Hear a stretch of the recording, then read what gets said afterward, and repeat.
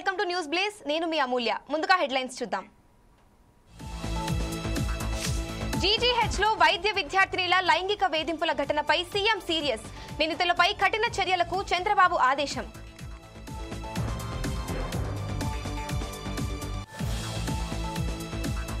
టీటీడీపై కేంద్ర మంత్రి బండి సంజయ్ ఆసక్తికర వ్యాఖ్యలు. అన్యమత ఉద్యోగులను తక్షణం తొలగించాలని డిమాండ్.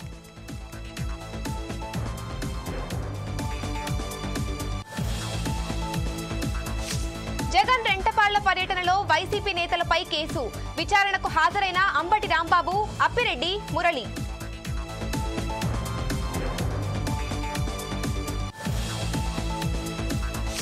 టీటీడీ టార్గెట్ గా సోషల్ మీడియాలో ఫేక్ అకౌంట్స్. ఈవో శ్యామలారావు పేరుతో ఫేస్బుక్ లో నకిలీ అకౌంట్.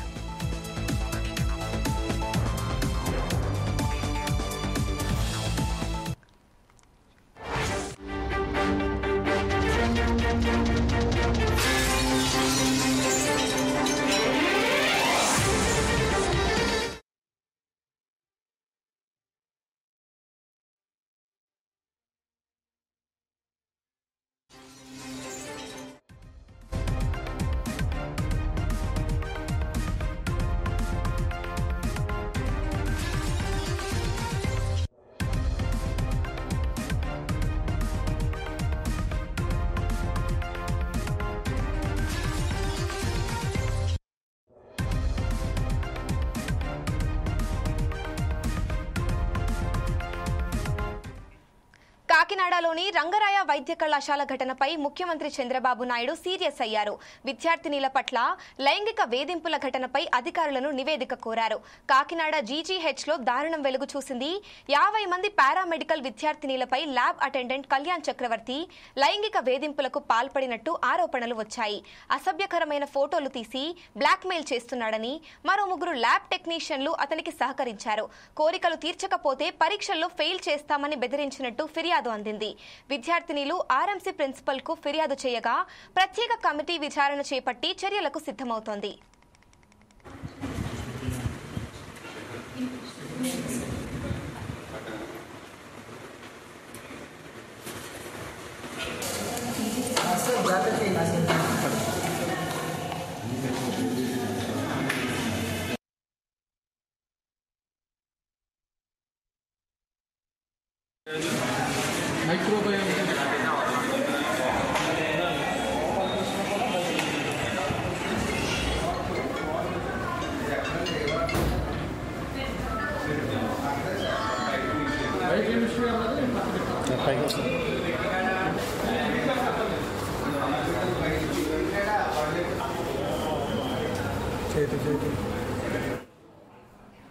కాకినాడలోని రంగరాయ వైద్య కళాశాల ఘటనపై ముఖ్యమంత్రి చంద్రబాబు నాయుడు సీరియస్ అయ్యారు. విద్యార్థినిల పట్ల లైంగిక వేధింపుల ఘటనపై అధికారులను నివేదిక కోరారు.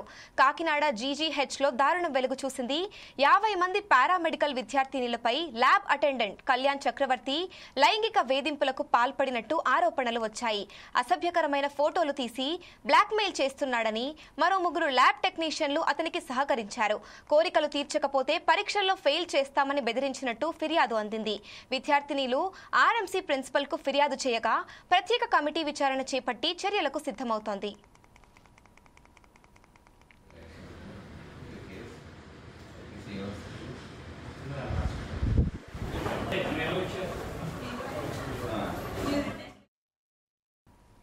సైబర్ నేరగాళ్ల ఆగడాలకు తిరుమల వేదికగా మారుతోంది.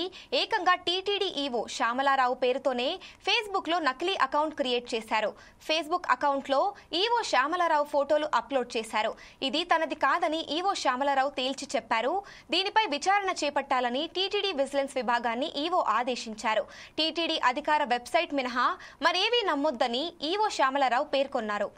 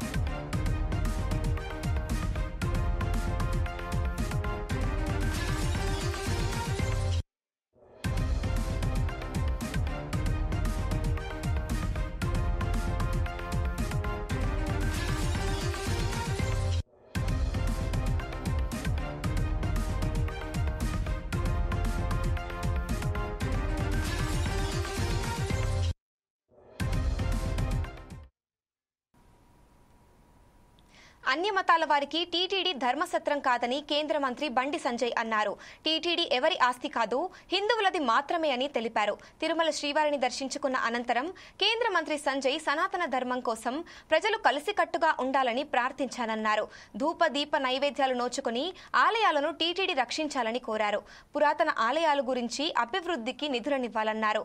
కొండగట్టు, కరీంనగర్ రామాలయాలను అభివృద్ధి చేయాలని టీటీడీ చైర్మన్ కు విజ్ఞప్తి చేశారు బండి సంజయ్. వేములవాడ, ఇల్లంతకుంట రామాలయాలను కూడా అభివృద్ధి చేయాలన్నారు. టీటీడీలో 1000 మందికి పైగా అన్య మతస్థులు ఉద్యోగాలు చేస్తున్నారని తెలిపారు. టీటీడీ నిబంధనలకు వ్యతిరేకంగా ఉన్న వారిపై విచారణ చేపట్టాలని డిమాండ్ చేశారు కేంద్ర మంత్రి బండి సంజయ్.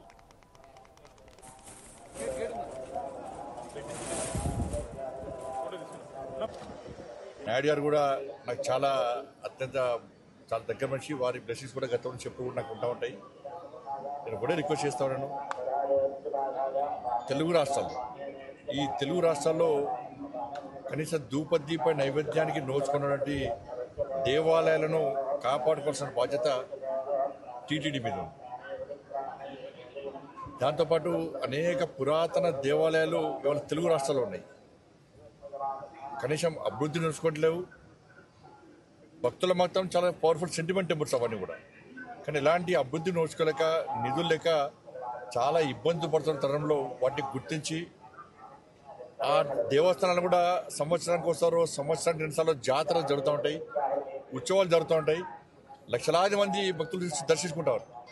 కానీ మిగతా సమయంలో కనీసం ఇక్కడ అభివృద్ధి కనీస సౌకర్యాలు లేక ఇబ్బంది పడుతున్నారు. కాబట్టి ఈ తెలుగు రాష్ట్రాల్లో ఉన్నటువంటి పురాతన దేవాలయాలకు నిధులు కేటాయించి వాటిని ఒక యుద్ధ ప్రాతిపదికన, ఒక ప్రణాళిక ప్రకారం అభివృద్ధి చేయాల్సిందిగా నేను వారికి విజ్ఞప్తి చేస్తాను. నా కరీంనగర్ పార్లమెంటు నియోజకవర్గానికి సంబంధించి కరీంనగర్లో గతంలో దేవాలయ నిర్మాణం కోసం భూమి పూజ జరిగింది. దాంతోపాటు అక్కడ దేవాలయాన్ని కరీంనగర్ నగరంలో దేవాలయం నిర్మించడం, దాంతోపాటు కొండగట్టు, వేములవాడ, ఇల్లంతకుంట రామాలయం, ఈ 3 దేవస్థానాలు కూడా అభివృద్ధి కోసం నిధులు కేటాయించి సహకరించాలని చెప్పి టీటీడీ చైర్మన్ గారికి, అదేవిధంగా గౌరవ పాలకవర్గ సభ్యులందరూ కూడా మా భానుప్రకాష్ రెడ్డి గారి ద్వారా నేను విజ్ఞప్తి చేస్తున్నాను. ముఖ్యంగా ఇల్లంతకుంట రామాలయం, కొండగట్టు ఆంజనేయ స్వామి దేవాలయం ఇవన్నీ కూడా చాలా పవర్ఫుల్ టెంపుల్స్.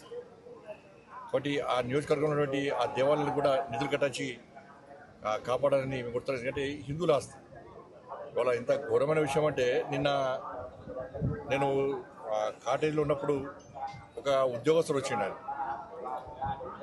సార్, హిందువుల ఆస్తి, హిందువుల హక్కు తిరుమల తిరుపతి దేవస్థానం. ఇవాళ మనం కింద నుంచి పైకి స్వామివారిని దర్శించుకోవాలంటే ఇతర మతస్థులు కానీ ఇతర దేశస్తులు కానీ ఒక డిక్లరేషన్ ఇచ్చి పైకి రావాల్సి వస్తుంది. స్వామివారి విశ్వాసం, నమ్మకం ఉంది అని చెప్పి ఒక డిక్లరేషన్ ఇచ్చి రావాల్సి వస్తుంది. ఇది గతం నుంచి జరుగుతున్న ఆనవాయితీ. కానీ దురదృష్టవశాత్తు ఏంటంటే టీటీడీ ఈ దేవస్థానంలో దాదాపు 1000 మందికి పైగా ఇతర మతస్థులు. స్వామివారి మీద విశ్వాసం, నమ్మకం లేదు. హిందూ సనాతన ధర్మం మీద వారికి ఆలోచన లేదు. ఆ సనాతన ధర్మాన్ని కాపాడాలి, సనాతన ధర్మానికి అనుగుణంగా వ్యవహరించాలని చెప్పి ఆలోచన వరకు లేదు. అటువంటి ఉద్యోగస్తులకు, అటువంటి వ్యక్తులకు టీటీడీలో ఉద్యోగాలు ఇవ్వడం ఏంది, వాళ్ళు ఇంకా కొనసాగించడం ఏంది? ఎప్పుడో ఒకసారి మార్పు జరగాలి. అరే గతం నుంచి ఉన్నారు వాళ్ళు, మేము ఏం చేయలేమంటే అది చాతకాంతరం అవుతుంది. నేను భానుప్రకాష్ రెడ్డి గారు చెప్తున్నా, పాలక వర్గానికి నేను ఘాటుగా చెప్తున్నాను, ఇటువంటి పద్ధతి మంచిది కాదు.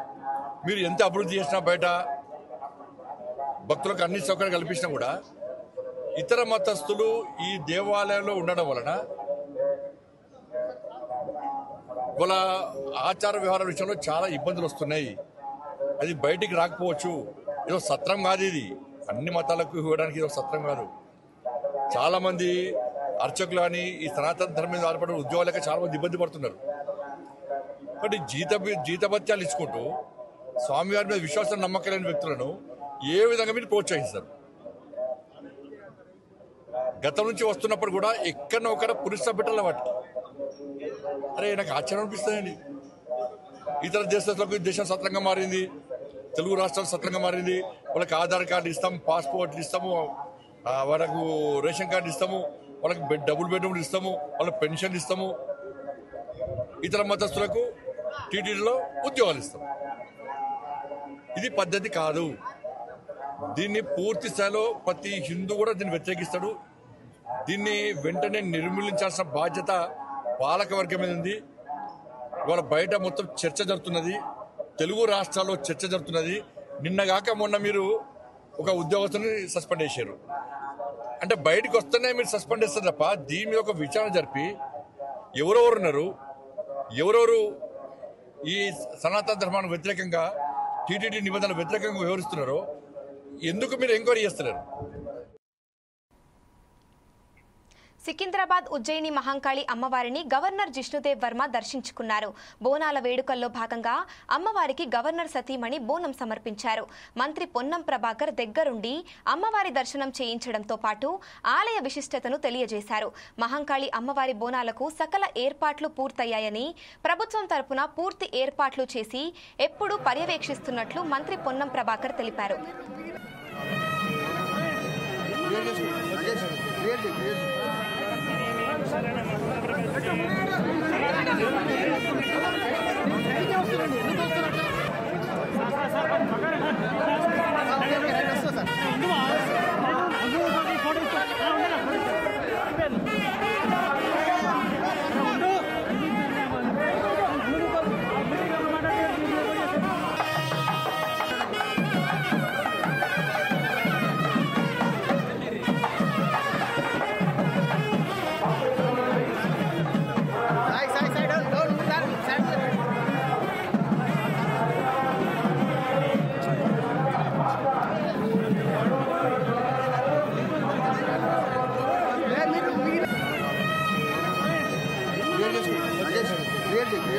ప్రతి ఆషాఢ మాసంలో జరిగేటువంటి బోనాల పండుగలో భాగంగా జగదాంబ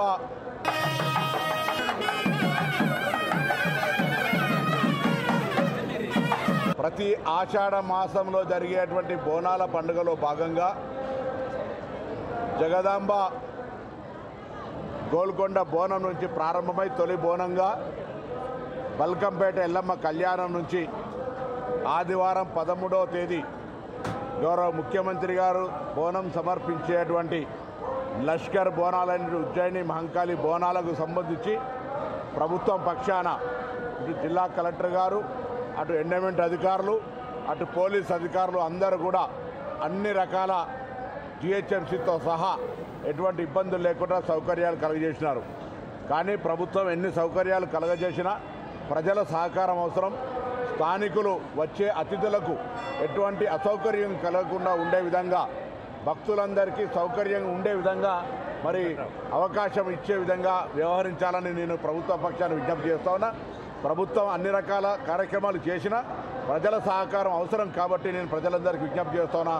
ఈ లష్కర్ బోనాలు చారిత్రాత్మకమైన ఈ ప్రాంత ప్రజలందరి యొక్క శ్రేయస్సుకు, మంచి కొరకు కోరుకునేటువంటి ఈ యొక్క అమ్మవారి ఆశీర్వచనం భవిష్యత్తులో కూడా హైదరాబాద్తో పాటు తెలంగాణ రాష్ట్రం అంతా సర్వేజన సుఖినోభవ అన్నట్టుగా సుఖ సంతోషాలతో ఉండే విధంగా అన్ని రకాల సమృద్ధి వర్షాలతో సహా పాడి పంటలతో ఉండాలని ఆ అమ్మవారిని కోరుకుంటూ ఈరోజు గౌరవ గవర్నర్ గారు సతీ సమేతంగా వచ్చి అమ్మవారి దర్శనం చేసుకొని పూజారులు ఈ అమ్మవారి చరిత్ర గురించి కూడా చెప్పినారు. ఆనాడు ఏ విధంగా ఈ అమ్మవారు ఇక్కడ నెలకొన్నారు, దాని తర్వాత భవిష్యవాణి రంగం ఈ విధంగా అన్ని కార్యక్రమాలు వివరించినారు. వీటన్నిటి ద్వారా మరొక్కసారి తెలంగాణ మంచి కొరకు, తెలంగాణ ప్రజల బాగు కొరకు ఈ ఆషాఢమాస బోనాలు జరిపే సందర్భం మరొక్కసారి ప్రజలందరూ కూడా వేడుకగా జరుపుకోవాలి. స్థానిక సంస్థల ఎన్నికల్లో బీసీలకు 42% రిజర్వేషన్లు కల్పించాలని కేబినెట్ నిర్ణయం తీసుకోవడం శుభ పరిణామమని ప్రభుత్వం విప్ ఆది శ్రీనివాస్ అన్నారు. ఇవాళ ఆయన మీడియాతో మాట్లాడుతూ కామారెడ్డి డిక్లరేషన్ను నిలబెట్టిన సీఎం రేవంత్ రెడ్డికి బీసీల తరపున ధన్యవాదాలు తెలిపారు. రాష్ట్ర ప్రభుత్వం అసెంబ్లీతో పాటు శాసన మండలిలో స్థానిక సంస్థల్లో 42 రిజర్వేషన్లు కల్పిస్తూ చట్టం చేసి కేంద్ర ప్రభుత్వం పంపిందని అన్నారు. కానీ బిల్లులపై వారు ఇంకా ఎలాంటి నిర్ణయం తీసుకోలేకపోవడంతోనే 2018 పంచాయతీరాజ్ చట్టాన్ని సవరిస్తూ రాష్ట్ర ప్రభుత్వం ఆర్డినెన్స్ తీసుకువస్తుందని అన్నారు. బీఆర్ఎస్, బీజేపీ నాయకులు సర్కార్ నిర్ణయం పట్ల సీఎం రేవంత్ రెడ్డికి ప్రత్యేక అభినందనలు తెలపాలని విప్ ఆది శ్రీనివాస్ అన్నారు.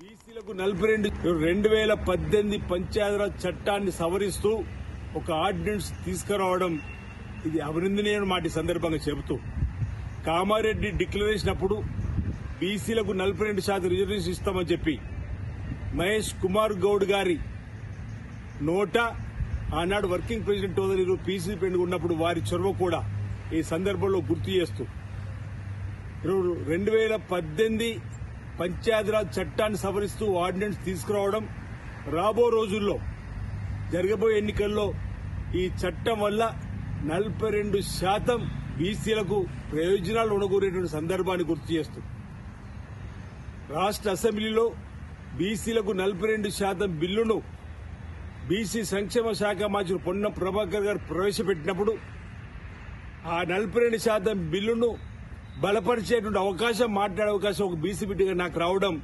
పూర్వజన్మ సుకృతంగా భావిస్తూ ఆ రోజే గౌరవ ముఖ్యమంత్రి రేవంత్ రెడ్డి గారు ప్రత్యేకంగా అభినందనలు చెప్పడం జరిగింది. ఈరోజు రాష్ట్ర శాసనసభలో బిల్లును ఆమోదింప చేసుకుని కేంద్ర ప్రభుత్వానికి పంపిస్తే ఇప్పటి వరకు కేంద్ర ప్రభుత్వం ఆ 42% సంబంధించిన దానిపైన తమ చిత్తశుద్ది నిరూపించుకోలేరు. కేంద్ర ప్రభుత్వం దీనిపైన ఊసే పలికిన సందర్భంలో బీజేపీ బీఆర్ఎస్ పార్టీలు రెండూ కూడా మా ముఖ్యమంత్రి శ్రీ రేవంత్ రెడ్డి గారిని అభినందించాలి, స్వాగతించాలి. మీరు ప్రత్యేకంగా మా ముఖ్యమంత్రికి అభినందనలు చెప్పి మీ చిత్తశుద్ది నిరూపించుకోవాల్సిందిగా కోరుతా ఉన్నా. సాటి బీసీ బిడ్డగా బీసీ సంఘాలందరికీ విజ్ఞప్తి చేస్తున్నా. మనం జంతర్ మంతర్లో ధర్నాలు చేసిన రోజు దేశవ్యాప్తంగా సుమారు 60 మంది ఎంపీలు ఇండియా కూటమిలోని అన్ని పార్టీల వచ్చి కూడా మనకు మద్దతు చెప్పిన రోజు, అటు బీజేపీ బీఆర్ఎస్ రాని రోజును మనం గుర్తు చేసుకున్నాం. కేంద్ర ప్రభుత్వం ఒకవేళ దిగి రాకపోతే రాష్ట్ర వ్యాప్తంగా మేమే చట్టంలో ఏదైతే ఉన్నటువంటి వెసులుబాటు ఆధారంగా ఆర్డినెన్స్ తీసుకుంటామని చెప్పిన ఆనాట సభ ద్వారా కూడా గౌరవ ముఖ్యమంత్రి రేవంత్ రెడ్డి గారు చెప్పిన సందర్భం. ఈ రోజు మనం ఒక ఆర్డినెన్స్ తీసుకుని వచ్చినాం. ఈ ఆర్డినెన్స్ ప్రకారం మనం ముందుకు పోయేటువంటి సందర్భంలో బీసీ సంఘాలు సైతం కాంగ్రెస్ పార్టీ ప్రభుత్వాన్ని అభినందించాలి, గౌరవ ముఖ్యమంత్రి రేవంత్ రెడ్డి గారిని అభినందించాలి, పీసీ అధ్యక్షుల్ని అభినందించి రాబో రోజుల్లో బీసీల పక్షపాతమైనటువంటి ఎస్సీ ఎస్టీ బీసీ మైనార్టీల ఐక్యతకు కాంగ్రెస్ పార్టీ ప్రభుత్వం పెద్దపీట వేస్తున్న అంశాన్ని గమనించి ఈ రోజు అభినందించాలని చెప్పని సాటి బీసీ సోదరులకు బీసీ సంఘాలకు నేను ఈ సందర్భంగా విజ్ఞప్తి చేస్తూ, కవితేదో సంబరాలు జరుపుకుంటున్నది, నీకేం సంబంధం అమ్మా మా బీసీలకు సంబంధించిన అంశం వచ్చినప్పుడు అని చెప్తా ఉన్నాం. మీ పార్టీలో మా బీసీలో లేనట్టు బీసీలకు కూడా నాయకత్వం నువ్వే వహించిన రోజు మేము గట్టిగా అపోజ్ చేసినాం. మీకేం సంబంధం మా బీసీలకు సంబంధించి అసలు నీ పోరాటం ఎక్కడుందో అని అడుగుతా ఉన్నా. ఈరోజు బీసీల కోసం మా బీసీ సంఘాలన్నీ ఈరోజు మా పార్టీ కాంగ్రెస్ పార్టీ 42% రాజకీయ రిజర్వేషన్ ఇస్తున్న రోజు మీ పార్టీ ఎక్కడ మీద ఉంటున్నా. 10 సంవత్సరాలు రాజకీయాలు ఉన్నటువంటి ముఖ్యమంత్రిగా మీ నాన్న, మీ సోదరుడు, మీ వాళ్ళు బీసీలు పట్టించుకోకపోతే ఆ రోజు ఎందుకు నీ పోరాటం చేయలేమని చెప్పి అడుగుతున్నాం. ఈరోజు మా పార్టీ 42% రిజర్వేషన్ ఇస్తాను కామారెడ్డిలో ఇచ్చినటువంటి దాని ప్రకారం ఈరోజు మేము ముందుకు వెళ్తుంటే మీరేదో రంగులు పూసుకొని మీరేదో సంబరాలు జరుపుకునేటువంటి కార్యక్రమం చేయడం ఇది అవివేకమైన మాట సందర్భంగా చెబుతూ, కవితకు బీసీల ఉద్యమానికి ఏం సంబంధం అని అడుగుతున్నా. కవిత అసలు మా బీసీల పక్షాన్ని ఏనాడు నువ్వు నిలబడ్డావనేది కూడా ఈరోజు ప్రజలు చూస్తారు. ఈరోజు ముమ్మాటికి స్వతహాగా బీసీ బిడ్డ కాకున్నప్పుడు క్రెడిబిలిటీ అంతా కూడా గౌరవ ముఖ్యమంత్రి రేవంత్ రెడ్డి గారికి దక్కుతుంది. సమన్వయం చేసినటువంటి మరి పెద్దలు పొన్నం ప్రభాకర్ గారు, మహేష్ కుమార్ గౌడ్ గారు, ఈరోజు రాహుల్ గాంధీ గారు ఇచ్చిన ఆలోచనకు అనుగుణంగా ఏదైతే భారత్ జోడ్లో కులగానే జరపాలన్నప్పుడు జరిపినామో దాన్ని ఆధారంగా లెక్క పక్కగా వచ్చిన తర్వాత శాస్త్రీయ పద్దతుల్లో ఈ అంశాన్ని ముందుకు తీసుకుపోవడంలో ఈ ప్రభుత్వం కృతనిశ్చయంతో మా చిత్తశుద్ది నిరూపించుకోవడానికి అవకాశం వచ్చింది. మా చిత్తశుద్ది నిరూపించుకున్న వాటి సందర్భంగా నేను తెలియజేస్తూ మరోసారి గౌరవ ముఖ్యమంత్రి రేవంత్ రెడ్డి గారికి నేను ప్రత్యేకమైనటువంటి అభినందనలు అందజేస్తా ఉన్నా. ఈ రోజు బీసీ బిడ్డలందరూ కూడా హర్షిస్తున్న వేళ, సంబరాలు జరుపుకుంటున్న వేళ ఓ పండగ వాతావరణం వచ్చేసింది మా బీసీలలో అనే మాట కూడా ఈ సందర్భంగా చెబుతూ మరోసారి గంజాయి వ్యాపారం చేస్తున్న వ్యక్తిని సికింద్రాబాద్ డీటీఎఫ్ ఎక్సైజ్ సిబ్బంది పట్టుకున్నారు. ఒరిస్సా నుంచి గంజాయిని తెప్పిస్తూ గుట్టు చప్పుడు కాకుండా విక్రయిస్తున్న మల్లాపూర్కు చెందిన రమేష్ గౌడ్ను అరెస్ట్ చేశారు. మల్లాపూర్ నుంచి కోటి వైపు గంజాయిని రాయల్ ఎన్ఫీల్డ్ వాహనంపై రమేష్ గౌడ్ తీసుకెళ్తున్నారు. పక్కా సమాచారంతో సికింద్రాబాద్ డీటీఎఫ్ సిఐ సావిత్రి సౌజన్య తన సిబ్బందితో కలిసి రమేష్ గౌడ్ను వాహనాన్ని 4.5 కేజీల గంజాయితో పాటు 20,000 నగదును స్వాధీనం చేసుకున్నారు. అనంతరం నిందితులతో పాటు గంజాయి, బైకు, నగదును నారాయణగూడ ఎక్సైజ్ స్టేషన్లో అప్పగించారు.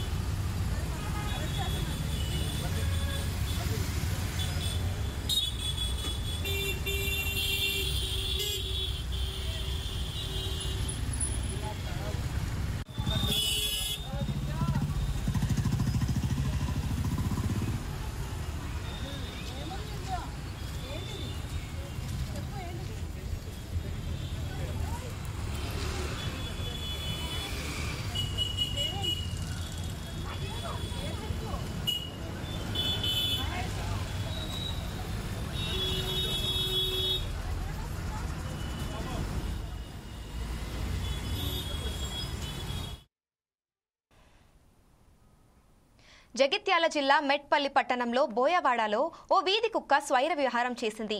పాఠశాలకు వెళ్తున్న 6 విద్యార్థులపై దాడి చేసి కరిచింది. అంతటితో ఆగకుండా ఓ చిన్నారిని మహిళపై కూడా దాడి చేసింది. మొత్తం 8 మందిని వీధి కుక్క కరిచి గాయపరిచింది. గుర్తించిన స్థానికులు వెంటనే వారిని ప్రభుత్వ ఆసుపత్రికి తరలించి చికిత్స అందిస్తున్నారు.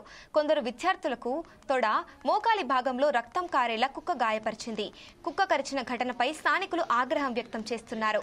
అధికారులు తక్షణమే చర్యలు తీసుకోవాలని, ఇలాంటి ఘటనలు పునరావృతం కాకుండా చూడాలని కోరుతున్నారు. పిల్లలు బయటకు వెళ్ళాలని, ఆడుకోవాలన్నా, చెయ్యాలన్నా, స్కూల్కి పంపాలన్నా దేనికైనా భయం. అన్ని చిన్న పిల్లలు ఉన్నారు, కుక్కలు బాగున్నాయి. వీటిని చంపాలని చర్య తీసుకోవాలి, బాగా జాగ్రత్తగా తీసుకోవాలి. ఎందుకంటే దెబ్బలు బాగా తెలియదు, వాళ్ళందరికీ కొత్తగా వస్తుంది కుక్కలు. ఇది ఖచ్చితంగా చర్య తీసుకోవాలి. కుక్కలు తీసుకునే ఖచ్చితంగా యాక్షన్ తీసుకోవాలి. ఇప్పుడు చీర్చును కలిసింది అయితే బాగా ఆడకట్టుకు ఇప్పుడు పెద్ద ఆమెను కూడా కలిసింది. మా ఇంటి వెనక ఆమెను పెద్ద మందిని 8 మంది చిన్నపిల్లలు, ఇంకా చిన్నపిల్లలు ఉన్నారు మా ఇంట్లో. అందరు బయటకు వెళ్తారు సార్, మరి ఎట్లా ఆ పిల్లలను కుక్కలను మొత్తం చీర తీసుకోవాలి కొంచెం. బోయవాడ లోపల ఈరోజు ఉదయం స్కూల్కి పోయే పిల్లల మీద కుక్కలు దాడి చేయడం జరిగింది. దాదాపు 7 నుంచి 8 మంది విద్యార్థుల మీద దాడి చేయడం జరిగింది కుక్కలు. అదేవిధంగా రాత్రి వేళలో అక్కడ విద్యుత్ సంబంధించినటువంటి ఏదైతే లైట్లు లేవు, ఆ లైట్లు లేని కారణంగా కూడా కుక్కలు అక్కడనే ఉంటూ వచ్చే పోయేవారి మీద దాడి చేస్తూ దాదాపు 7 నుంచి 8 మంది పిల్లలను దాడి చేయడం జరిగింది. వారిని ప్రభుత్వ ఆసుపత్రిలో ప్రస్తుతం అయితే చికిత్స జరుగుతూ ఉంది. కానీ సంబంధిత అధికారులు కానీ, కమిషనర్ కానీ, మున్సిపల్ అధికారులు కానీ పట్టించుకొని ఏదైతే కుక్కల్ని తరలించి ఆ ఏరియా నుంచి తరలించే ప్రయత్నం చేయాలా. తక్షణమే ఎవరైతే గాయపడ్డారో వాళ్ళకు కూడా అధికారులు ఉన్నతమైనటువంటి చికిత్స అందించేలా చర్యలు చేపట్టాలని డిమాండ్ చేస్తా ఉన్నాం. పిల్లలు బయటకు వెళ్ళాలని, ఆడుకోవాలన్నా మా అమ్మా నాన్నల పరిస్థితి దీనంగా ఉందని అధికారులు కనికరించి ఆసరా పెన్షన్ మంజూరు చేయాలని ఒక చిన్నారి ప్రాధేయపడుతోంది. హనుమకొండ జిల్లా పరకాల పట్టణంలోని 8వ వార్డు సీతారాంపురంకు చెందిన గోపు శ్రీకాంత్ కు 13 సంవత్సరాల క్రితం గౌతమితో వివాహమైంది.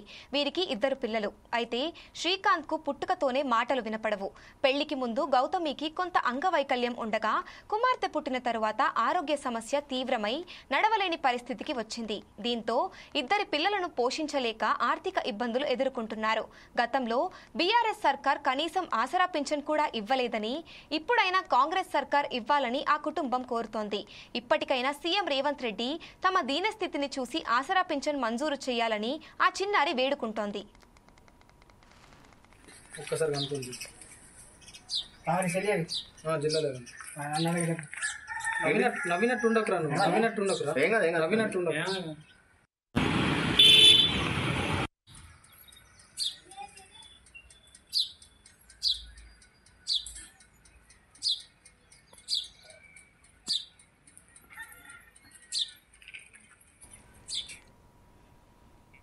మరింత సమాచారం కోసం చూస్తూనే ఉండండి 4 Sides TV.